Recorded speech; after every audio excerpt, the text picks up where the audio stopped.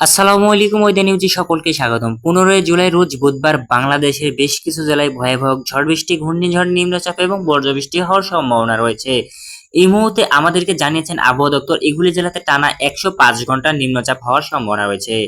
রংপুর, দিনাজপুর, রাজশাহী, বগুড়া, ময়মনসিংহ, টাঙ্গাইল, ঝিনাইদহ, ঢাকা, খুলনা, চাঁদপুর, কুমিল্লা, ঝিনাইদহ এগুলি জেলাতে যদি আপনাদের ঘরবাড়ি পড়ে যেয়ে থাকে অবশ্যই কমেন্ট বক্সে এসে বলে যাবেন। ভিডিওটি শুরু করার আগে আপনাদের কাছে ছোট্ট একটি রিকোয়েস্ট, আমার চ্যানেলে যদি আপনারা নতুন দর্শক হয়ে থাকেন অবশ্যই আমার চ্যানেলটি সাবস্ক্রাইব করে আমার পাশে থাকবেন। তো চলুন আর বেশি দেরি না করে ভিডিওটি শুরু করা যাক। এই মুহূর্তে আমরা আছি বঙ্গোপসাগরে। বঙ্গোপসাগরে আপনারা দেখতে পাচ্ছেন লঘুচাপ সৃষ্টি হওয়ার কারণে এবং ঝড় বৃষ্টি, ঘূর্ণিঝড়ের তাপমাত্রা এবং ঘূর্ণিঝড় কি পরিমাণে হওয়ার সম্ভাবনা রয়েছে আপনারা আমার ফুটেজটিতে ভালো করে যদি লক্ষ্য করেন বুঝতে পারেন। এখানে আপনারা যদি ভালো করে লক্ষ্য করেন তাহলে বুঝতে পারবেন যেগুলি ঘূর্ণিঝড় এখানে ঘুরিচ্ছে এটা আসলে ঘূর্ণিঝড়। এখান থেকে বাংলাদেশের আমি যেগুলি জেলার কথা বললাম এখন চলুন দেখে আসি এক নজর এগুলি জেলাতে কি পরিমাণ ঝড় বৃষ্টি, ঘূর্ণিঝড় এবং নিম্নচাপ হওয়ার সম্ভাবনা রয়েছে।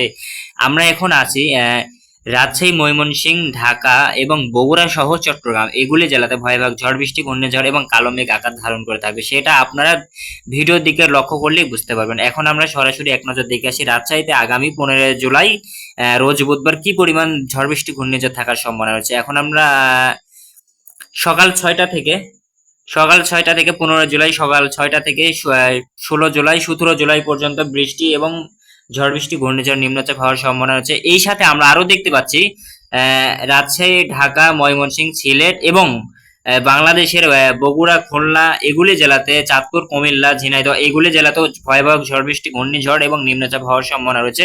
এবং এক নজরে আমরা দেখে আসি, এখন আমরা সরাসরি চলে যাব ঠাকুরগাঁও, নীলফামারীয়া, রংপুর, কুড়িগ্রাম, দিনাজপুর, গাইবান্ধা এবং এগুলি জেলাতে কি পরিমাণ ঝড় বৃষ্টি, ঘূর্ণিঝড় এবং নিম্নচাপ থাকার সম্ভাবনা আছে 15 জুলাই দেখতে পাচ্ছি। এখন আমরা আছি নীলফামারীয়া আগামী 15 জুলাই সকাল 6টা থেকে 15 জুলাই আপনারা যদি লক্ষ্য করেন 16 জুলাই দিকে যদি আমরা যাই 16 জুলাই পানি আছে, 17 জুলাই পানি আছে, 18 জুলাইও পানি আছে। তার মানে 105 ঘন্টা নিম্নচাপ, পানি এবং বজ্রবৃষ্টি হওয়ার সম্ভাবনা রয়েছে বাংলাদেশের 64 জেলার ভিতর। আজকে ছিল 64 জেলার বেশ কিছু জেলার ভয়াবহ আপডেট। এগুলি জেলাতে যদি আপনাদের ঘরবাড়ি পড়ে যেয়ে থাকে অবশ্যই কমেন্ট বক্সে এসে বলে যাবেন। ভিডিওটি শেষ করার আগে আপনাদের কাছে আমার ছোট্ট একটি রিকোয়েস্ট, আমার চ্যানেলে যদি আপনারা নতুন দর্শক হয়ে থাকেন অবশ্যই আমার চ্যানেলটি সাবস্ক্রাইব করে আমার পাশে থাকবেন।